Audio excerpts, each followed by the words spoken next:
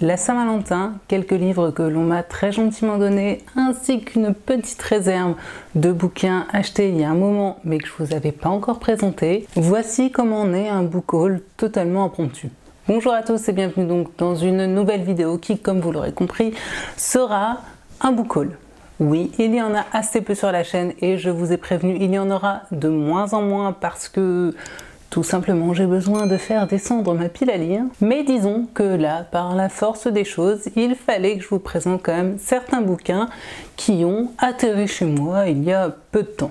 Et je vous cache pas qu'en réalité, il y a tout ça. Alors, étant donné que j'ai beaucoup de choses, je pense, à vous présenter et surtout à vous dire, on va commencer tout de suite et arrêter le blabla. Tout d'abord, vous devez probablement, je pense, le savoir, il y a de ça quelques temps, c'était la Saint-Valentin.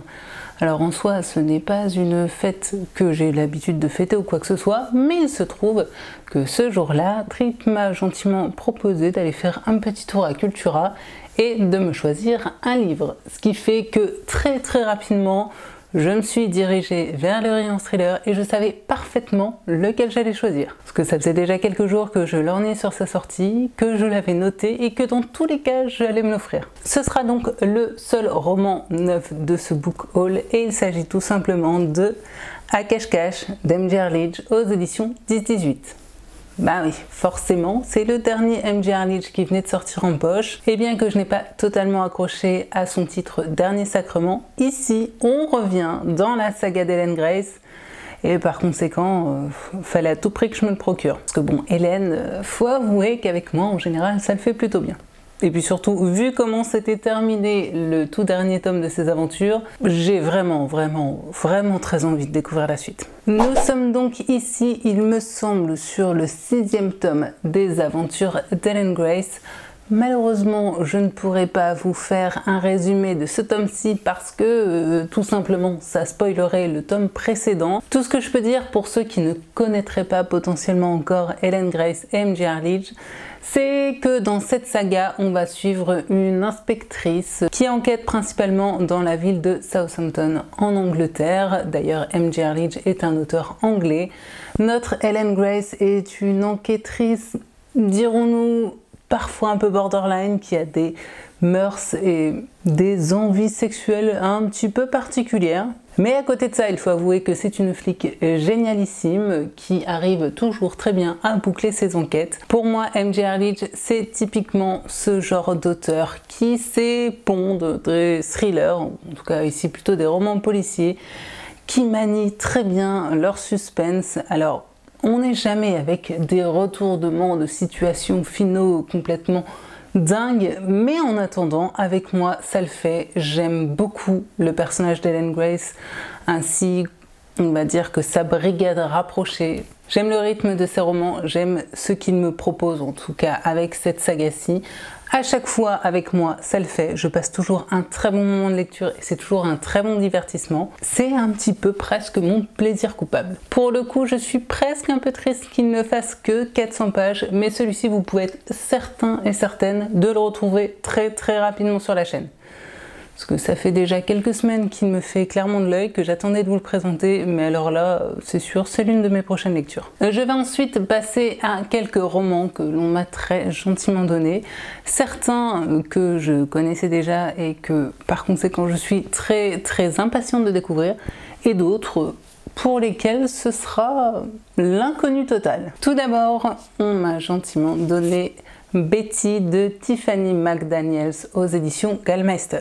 Alors si vous suivez un petit peu Séverine de la chaîne et du groupe Facebook Il est bien ce livre, je pense que vous avez forcément entendu parler de ce roman-ci. C'est ce qui a été mon cas et c'est ce qui fait que lorsque ma belle-mère me l'a mis sous le nez en disant « Est-ce que tu as envie de le lire? Est-ce que tu le veux ?» je n'ai pas hésité une seule seconde. Je crois que ça avait été un coup de cœur de Séverine, en tout cas j'ai cru comprendre que ça a été un coup de cœur pour beaucoup de monde, donc je suis vraiment très curieuse de le découvrir. Par contre, je vous avoue que je ne m'attendais pas à une telle pavasse, on se rend peut-être pas compte comme ça, mais il pèse extrêmement lourd, il fait tout de même, c'est presque 700 pages, et 700 pages en grand format. Et puis connaissant Gallmeister, je pense qu'on est sur de la lecture bien dense. Celui-là, va falloir que je trouve le temps de me le coltiner quand même. Dans ce roman, on va suivre, semble-t-il, Betty, qui est la 6e de 8 enfants, qui a une mère blanche mais un père cherokee. On va donc être plongé dans ces États-Unis, je suppose un peu perdu, un peu profond, entouré de nature et où je suppose la mixité n'est pas franchement très bien vue. Et puis on va y suivre surtout, semble-t-il, le passage de l'enfance à l'âge adulte de Betty et la découverte de certains secrets potentiellement familiaux qui devraient pas mal la chambouler et lui faire perdre son innocence. Je n'en sais pas plus, c'est ce que me laisse comprendre la 4e, mais voilà. Je vous avoue que là pour le coup c'est vraiment parce que j'en ai entendu énormément de bons retours, parce que bon, vu le résumé et surtout vu la taille de cette pavasse, je ne suis pas certaine que de moi-même je l'aurais pris en librairie. Donc là je vous fais complètement confiance. Et toujours la même belle maman m'a également donné J'ai encore menti de Gilles Le Gardinier aux éditions Flammarion. Je n'ai absolument jamais lu un seul Gilles Le Gardinier.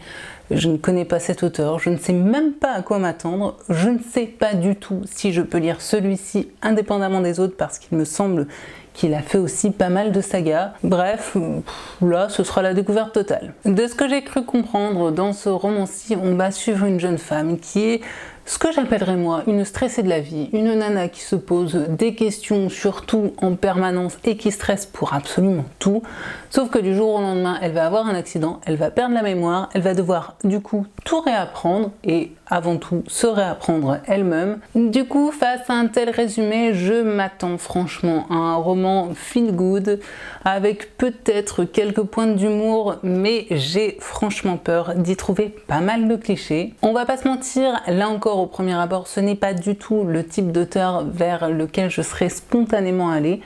Mais comme on me l'a proposé, je me suis dit c'est peut-être l'occasion justement ou jamais de voir un petit peu ce qu'il propose et de savoir si effectivement ce n'est pas du tout fait pour moi ou si au contraire, pourquoi pas, ça peut le faire. À lire le résumé, je suppose que je peux lire celui-ci sans avoir jamais rien lu de cet auteur, mais en tout cas si ce n'est pas le cas, n'hésitez pas à me le dire. Et pour terminer, elle m'a également très gentiment donné Les 7 mariages d'Edgar et Ludmilla de Jean-Christophe Ruffin aux éditions Folio. Alors là on est clairement dans un tout autre type de roman. Rien à voir. Je n'ai là encore jamais lu de Jean-Christophe Ruffin, mais je sais pertinemment qu'on va être dans du roman contemporain avec une petite touche d'historique et surtout une plume très blanche puisque Jean-Christophe Ruffin fait partie entre autres de l'Académie française. Et oui messieurs dames, excusez-moi du peu. Alors là encore ce n'est clairement pas ce que je lis le plus, mais de temps en temps, eh bien franchement je suis clairement ouverte, je me dis pourquoi pas. De ce que j'ai compris, le fond de ce roman ça va être une sorte d'histoire d'amour un peu tumultueuse entre du coup Edgar et Ludmilla, mais surtout une histoire d'amour qui va être le prétexte pour revenir sur la période des 30 glorieuses et aussi pour voyager entre la Russie, l'Afrique du Sud, le Maroc aussi je crois. Bref, je m'attends vraiment à une histoire assez poignante, pleine de sentiments, à la fois d'amour et de rage, et aussi, bien sûr, une histoire qui va me faire potentiellement revivre certaines parties du passé et surtout voyager. Parce qu'on va pas se mentir, en ce moment avec ce qui se passe, les voyages ça manque un peu quand même. Alors à défaut de voyager en vrai, je me dis pourquoi pas voyager au travers de ces bouquins. C'est déjà mieux que rien. On est sur du moins de 400 pages, mais comme je l'ai dit, on est sur une plume, je suppose, très blanche. Je sais vraiment pas à quel moment je vais me sentir dans le mood pour le sortir, mais en tout cas, ce roman, ou plutôt son résumé, me rend plutôt curieuse. Donc si vous avez déjà lu cet auteur, là encore dites-moi un petit peu à quoi m'attendre et si potentiellement ça peut me plaire ou si clairement je vais pas du tout y trouver mon compte. Et ensuite on va passer à cette jolie petite pile de romans que j'ai acheté pour certains il y a franchement un moment mais que je ne vous avais encore jamais présenté sur la chaîne. C'est donc l'occasion de le faire afin qu'ils rejoignent leurs petits copains dans ma pile à lire. Toujours dans cette optique de voyager au travers des livres, je suis très impatiente de pouvoir découvrir Les Lunes de Mir Ali de Fatima Bhutto aux éditions Les Escales. Là encore, ce n'est pas le type de roman que je lis le plus, mais de temps en temps, j'aime bien comme ça sortir un petit peu de ma zone de confort et d'aller vers des genres que j'ai peut-être un petit peu moins l'habitude de lire, mais qui parfois peuvent franchement m'apporter de très belles surprises. Et c'est vraiment ce que j'attends de celui-ci, puisque là on va plonger au cœur du Pakistan, dans la ville de Mir Ali, où l'on va suivre, je crois, au premier jour de l'Aïd, 3 frères qui vont tous faire des choix durant cette journée différents. 3 frères qui ont des professions différentes, qui ont, je suppose aussi, peut-être des visions de la vie parfois diamétralement opposées. En tout cas, je vous avoue que moi, la 4e m'a un petit peu envoyé du rêve lorsqu'elle me dit: en explorant les drames, les peurs, les luttes de la jeunesse pakistanaise actuelle, Fatima Bhutto nous offre une histoire universelle d'amour et de perte, pleine de poésie et de force. Si ça nous promet pas du roman bien écrit, bien puissant, avec des personnages qui, je suppose, vont nous apporter tout plein d'émotions, je ne sais pas ce que c'est. Bon, et puis accessoirement aussi, je me l'étais procuré à 2 € chez Easy Cash.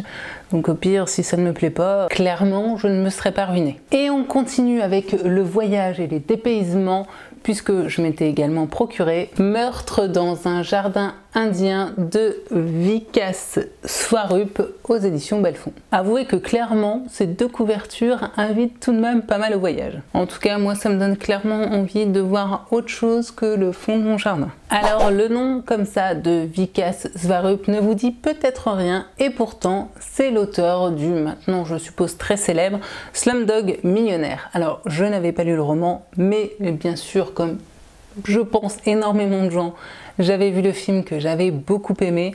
En plus de ça, je dois avouer que l'Inde, que ce soit le pays, sa culture, sa société, m'intrigue, je dirais, autant qu'elle me fait peur. C'est une culture et une société qui est, je crois, autant belle qu'elle peut être affreuse et violente. C'est vraiment un pays fait de tout plein de paradoxes, et je prends toujours beaucoup de plaisir, même si c'est pas forcément le bon mot, mais j'aime toujours lire à propos de ce pays pour en apprendre justement plus sur sa culture et sa société. C'est donc pour ça que j'avais très envie de voir un petit peu ce que cet auteur et ce roman avaient dans le bide, puisque j'ai cru comprendre qu'ici, au travers de cette histoire qui, à première vue, peut sembler un petit peu rocambolesque, eh bien on va tout simplement creuser justement les paradoxes de ce pays, voyager aux 4 coins de l'Inde et, je l'espère en tout cas, en apprendre un petit peu plus sur les habitants qui le peuplent. Toujours est-il qu'au début de cette histoire, on va être avec Vicky, du coup, une espèce de millionnaire playboy qui va se faire assassiner dans son propre jardin durant sa garden party. 6 convives au profil atypique et très différents les uns des autres vont être soupçonnés, et je n'en sais pas plus. Donc là encore, j'espère trouver le temps assez rapidement de m'enfiler cette bricasse pour pouvoir vous en reparler. Et je l'espère vous inviter avec moi au voyage en Inde. Je me suis également procuré Sans pitié ni remords de Nicolas Lebel aux éditions Le Livre de Poche. Et oui, là on rebascule complètement, plutôt dans mes genres de prédilection.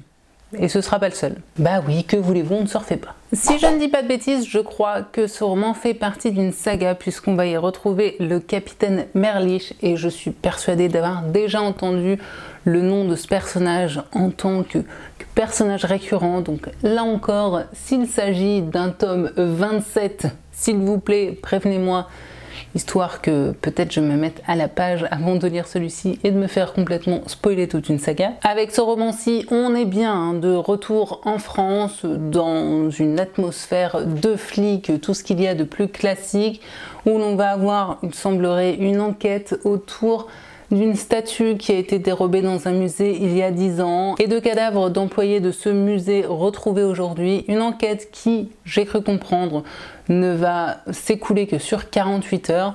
Je m'attends donc à un rythme assez haletant, mais je ne connais ni l'auteur ni ce personnage récurrent. Donc voilà, ce sera vraiment la découverte. J'espère que ça va le faire parce que là, on est sur du 500 pages. Bon, après, ça va rien dire, hein. Il y a des auteurs avec qui 500 pages, ça passe en un claquement de doigts, et d'autres pour lesquels lire 200 pages c'est proche de la torture moyenâgeuse. Mais bon, écoutez, là ne connaissant pas, j'espère qu'on sera plutôt du côté page turner de la chose. Toujours dans l'esprit noir c'est noir, je me suis également procuré Les Chemins de la haine d'Eva Dolan aux éditions Le Cercle Point.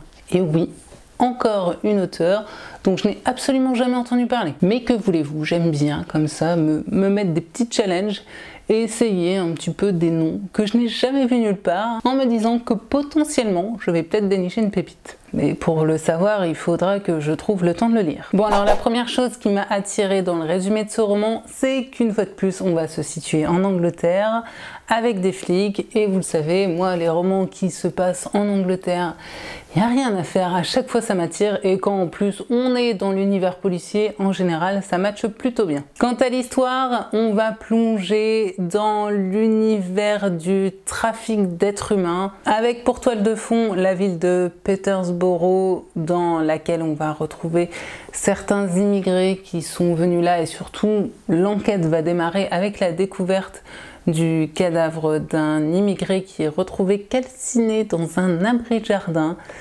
Qu'est-ce qu'il fait là et pourquoi il a été brûlé? Ce sera donc la question et le point de départ de cette histoire que j'espère là encore franchement haletante, puisqu'une fois de plus je ne connais pas du tout la plume d'Eva Dolan.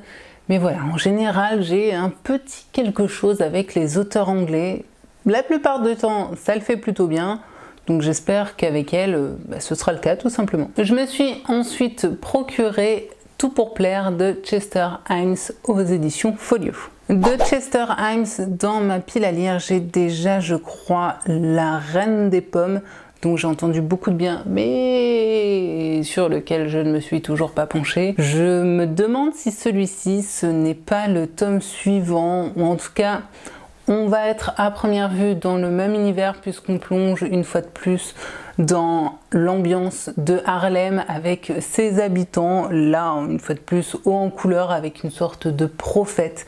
Le résumé est assez énigmatique et ça me va complètement. On est sur du roman de moins de 300 pages. En général, les romans de cette collection policier chez Folio, dans l'ensemble, me plaisent plutôt bien. Donc je vous avoue que je mise pas mal sur celui-ci. S'il ne s'agit pas d'une suite, je le ferai peut-être passer avant La Reine des Pommes parce qu'il n'est pas très long.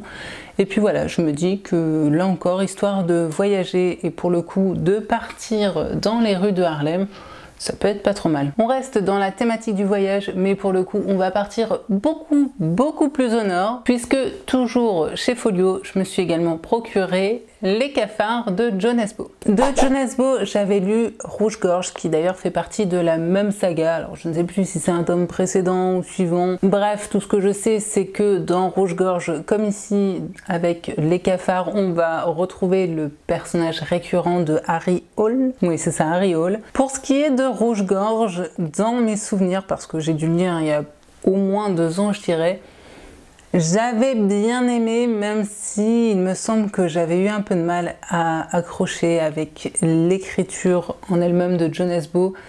Une écriture assez froide, assez distante, qui manquait parfois un petit peu de rythme. En tout cas, c'est ce que j'en garde en mémoire. Mais voilà, comme là encore, ce roman était proposé à 2 € chez Easy Cash, je me suis dit que c'était l'occasion de retenter l'expérience et de voir vraiment si ça colle pas du tout avec cet auteur et avec son personnage récurrent, ou si au contraire, dans cette saga, il y a des hauts et des bas. Dans ce tome-ci, au tout début, on va se retrouver avec l'ambassadeur de Norvège en Thaïlande qui va être retrouvé mort, poignardé dans un bordel de Bangkok avec en sa possession une valise dans laquelle a priori on va retrouver des choses un poil sulfureuses, ce qui fait que forcément cette histoire, en tout cas ce meurtre, a plutôt intérêt à ne pas trop s'ébruiter pour l'image de la Norvège. Et bien sûr, qui est-ce qu'on va envoyer pour régler cette affaire en toute discrétion,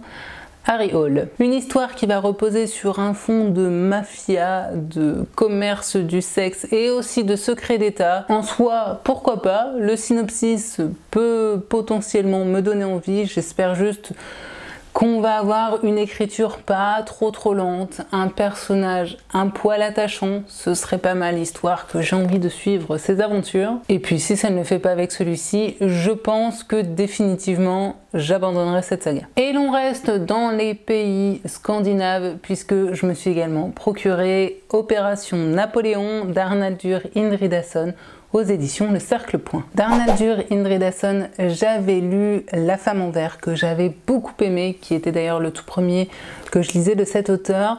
Par la suite, j'avais également lu Dans l'ombre, que j'avais un chou quand même moins apprécié. Mais il me semble que avec ce roman-ci, on va plus être justement dans l'univers que j'avais pu rencontrer avec La Femme en Vert, puisqu'une fois de plus, avec cet auteur, on va avoir un jeu de passé-présent entre forcément notre époque contemporaine, mais également revenir à l'époque du nazisme, de la Seconde Guerre mondiale, puisqu'au départ de ce roman, on va se retrouver avec un avion qui va se crasher en Islande. Un avion dont le blizzard et la neige va engloutir les occupants qui sont des officiers à la fois allemands et américains, officiers qui vont du coup mourir en emportant avec eux l'un des plus grands secrets du XXe siècle. Quel est-ce donc? Je n'en ai aucune idée, mais en tout cas ça me rend très curieuse. Et bien sûr, 50 ans plus tard, on va redécouvrir cet avion avec tout ce qui peut recéler de secrets, des secrets qui vont potentiellement faire des victimes dans l'époque présente. J'en sais pas plus, mais dans mes souvenirs, Arnaldur Indridason arrivait très bien à gérer ce jeu de passé-présent et savait aussi très bien parler et mettre en avant toute cette période de la Seconde Guerre mondiale en Islande.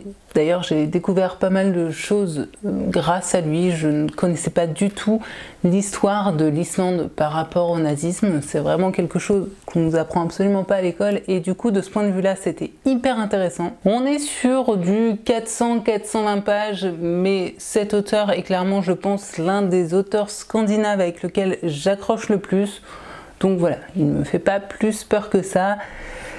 Et s'il arrive un moment où j'aurai trop chaud et que j'aurai vraiment envie de me plonger dans cette ambiance glaciale de l'Islande et aussi de me replonger dans un passé pas très glorieux, ce sera le roman parfait pour ça. Je vais vous montrer un dernier roman qui fait voyager et après on va revenir à des genres totalement différents.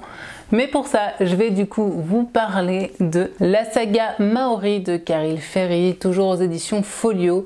Ce livre regroupe, il me semble, 2 livres. C'est une intégrale dans laquelle on retrouve son roman Aka et son roman Utu, qui ensemble, combinés, forment donc la saga Maori. C'est en tout cas ce que j'en ai compris. Le résumé ne nous dit pas grand chose de cette histoire, si ce n'est que l'on va suivre un duo de flics qui sont à la fois hyper amis et qui en même temps ont, semble-t-il, parfois de gros accrochages. L'un de ces 2 flics est lui-même d'origine maori. Et comme je le disais, hein, on n'en apprend pas plus avec la 4e. Tout ce que je sais, c'est que Caril Ferry, c'est quand même le spécialiste des romans qu'on appelle ethnopolars, donc des romans policiers dans lesquels vraiment le pays, la culture est hyper importante. J'avais lu de lui Zulu, que j'avais beaucoup aimé. D'ailleurs, je trouve que le roman est franchement bien meilleur que l'adaptation qui en a été faite. Même si les acteurs choisis sont très bien, il y a eu, dirons-nous, des petites libertés prises avec le scénario que je n'ai pas forcément compris ni apprécié, mais soit. C'est vraiment un auteur qui est connu pour ça, qui écrit de très bonnes choses dans ce style-là. Et c'est aussi d'ailleurs un homme, un écrivain avec lequel j'ai eu la chance d'échanger un petit peu par email, il y a déjà un moment de ça. Mais j'ai le souvenir d'un auteur hyper intéressant, hyper ouvert, d'un homme qui lui-même voyage, ou en tout cas voyageait beaucoup avant la pandémie que l'on connaît. Et par conséquent, je suis très curieuse de découvrir au travers de son écriture la culture maori, qui est une culture que je ne connais pas, ou en tout cas très très peu. Et connaissant la qualité de sa plume, je ne doute pas que ce sera extrêmement intéressant. Après, il faut juste que là encore, je trouve le temps de me plonger dans cette histoire parce qu'on est sur plus de 700 pages. Et que voilà, même si on a 2 romans regroupés, j'ai bien envie de me faire les 2 à la suite. Enfin, je dis ça, mais en même temps, dernièrement, je me suis enfilé quelques pavasses et c'était pas désagréable. Comme je le disais, les 3 derniers romans de ce book haul vont être complètement différents. Là, on va pas du tout partir dans le voyage et le dépaysement, mais vous allez voir ça très vite. Et le premier de ces 3 romans, il s'agit de La nostalgie heureuse d'Amélie Nothomb aux éditions Le Livre de Poche. Bon, alors comme je l'ai déjà dit, Amélie Nothomb, j'aime plutôt bien sa plume. D'ailleurs, certains de ses romans ont vraiment été pratiquement des coups de cœur. Alors là, je vous parle de romans que j'ai lus il y a bien 10 ans maintenant. Donc de temps en temps, lorsque j'en trouve un en occasion, parce que là pour le coup ce sont toujours des romans extrêmement courts, je n'hésite pas très longtemps, même s'il n'y en a plus beaucoup que je n'ai pas encore lu. En tout cas, celui-ci faisait partie des rares que je n'avais pas encore découvert. Donc voilà, j'ai pas trop réfléchi et il semblerait que dans celui-là, on va pas être dans un roman, dans une fiction comme elle a l'habitude de nous en pondre, mais plutôt dans une sorte de récit autobiographique, puisque de ce que j'ai compris, dans La nostalgie heureuse, elle va tout simplement nous raconter son retour au Japon après 16 ans, on va dire, d'absence, puisque si vous ne le savez pas, Amélie Nothomb a grandi au Japon et je n'en sais pas plus et je ne veux pas en savoir plus parce que, bah voilà, comme d'habitude, ça fait à peu près 140 pages et que par conséquent, avec elle, faut se laisser porter. J'étais en train de dire que l'on allait passer à des romans qui n'étaient plus du tout dans la thématique du voyage, et du coup, elle m'a fait mentir. Parce que vous l'aurez compris, là on va clairement replonger dans le Japon. Merci Amélie. En tout cas voilà, si vous ne le savez pas, le Japon, la culture nippone, c'est quelque chose que j'aime énormément. C'est vraiment le pays que je veux un jour découvrir dans ma vie. Donc je pense que cette petite plongée au cœur du Japon en compagnie d'Amélie Nothomb devrait être, ma foi, fort sympathique. En tout cas, si pas sympathique, toujours est-il des paysans, je pense. Et j'ai ensuite jeté mon dévolu sur Comme une tombe de Peter James aux éditions Pocket. Je n'ai jamais lu de Peter James et là, c'est clairement la 4e de couverture qui m'avait titillé, qui m'avait donné envie, puisque dans ce roman-ci, on va suivre un jeune homme qui s'appelle Michael. Michael qui fait son enterrement de vie de garçon parce qu'il va bientôt se marier.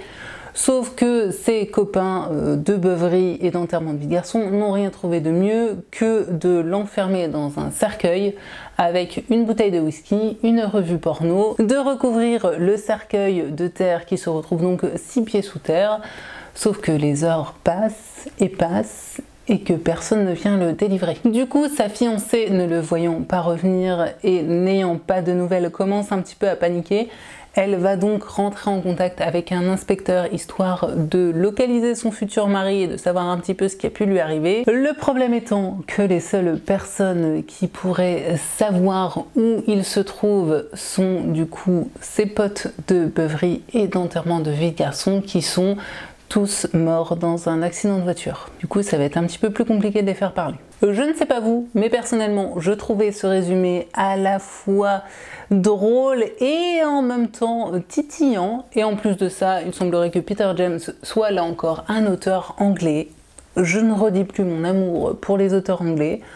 Donc voilà, je me suis dit que là encore, c'était l'occasion potentiellement de découvrir un auteur qui me cirait plutôt bien. Et si vous de votre côté vous avez déjà lu du Peter James, dites-moi s'il vous plaît si on est plutôt dans le genre page turner ou si au contraire il faut que je m'attende à me dégager pas mal de temps pour me taper cette petite bricasse. Bref, dites-moi ce que vous pensez de lui quoi. Et je terminerai ce book haul avec un roman qui va être dans un genre littéraire complètement différent puisque j'ai également craqué sur Les Puits le tome 1 de Vincent Villeminot aux éditions Fleurus. Oui, on est d'accord, cette couve est absolument magnifique et d'ailleurs je tiens à dire que j'en ai un petit peu marre de voir des couvertures absolument sublimes pour tout ce qui est roman jeunesse et young adulte, alors qu'à côté de ça, en matière de thriller, de polar et de roman noir, on se tape en général des trucs un peu comme ça. On est d'accord qu'on n'est quand même pas du tout sur le même level. J'ai du mal à comprendre pourquoi en format poche ou même en littérature plutôt noire, on ne pourrait pas là aussi